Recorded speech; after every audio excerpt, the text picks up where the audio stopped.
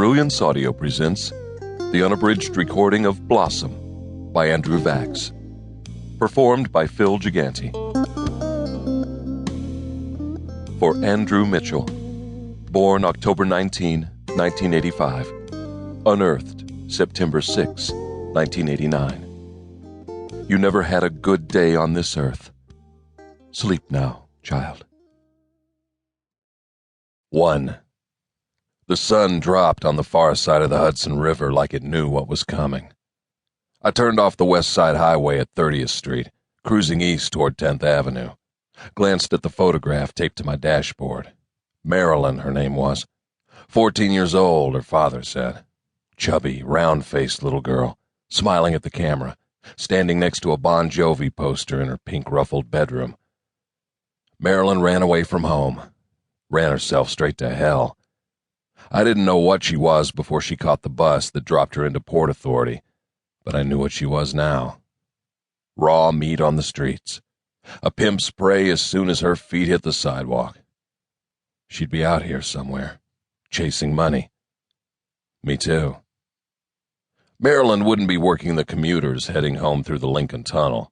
The hardcore tunnel bunnies would take her the way a Cuisinart took vegetables. A girl that young should be working indoors, but she hadn't turned up. Only one place left. I fluttered my hand in a get-down gesture, but Max the Silent was way ahead of me, puddling himself into a pool of shadow in the back seat.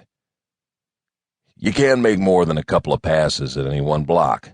The working girls know all about comparison shoppers. I stopped for a light on 12th. The prof was at his post, his tiny body in a wheelchair, a styrofoam begging cup jingling coins in his hand. He caught my eye, nodded his head, pointed up the block with a finger held at his waist. You couldn't miss her. Baby fat spilling out all around the borders of the red hot pants, nervously plucking at her white halter top, face unreadable behind the thick makeup, hair piled on top of her head to make her look taller, wobbling on spike heels in the heat waves the retreating sun left behind on the pavement. She was leaning against a long, low building with some other girls, cattle waiting for the prod. My eyes flicked to the I-beam girder on the corner. Something moving in the shadows. Her pimp? No, one of the triple threat street skells.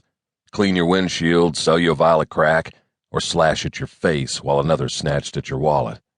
Whatever pays. I slowed the Plymouth to a crawl. Empty parking lot to my right. A black girl detached herself from the lineup, cut diagonally across the block toward me, streetlights glinting off her high cheekbones, crack lust in her dead eyes. Want to give me a ride, honey? Change your luck.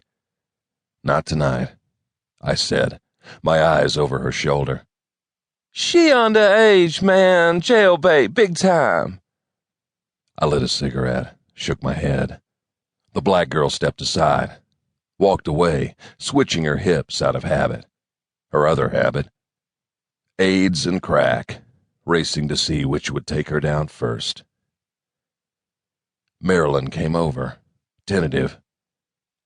You want a party? Watching my face, wanting me to say no. Not wanting me to. Lost. How much?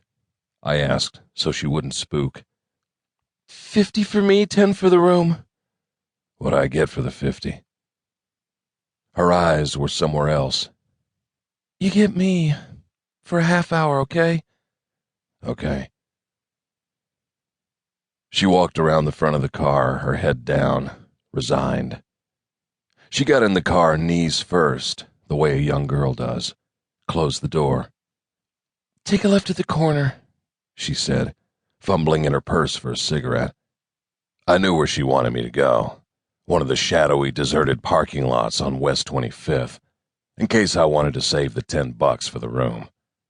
She looked up as I drove through the green light, heading for 9th.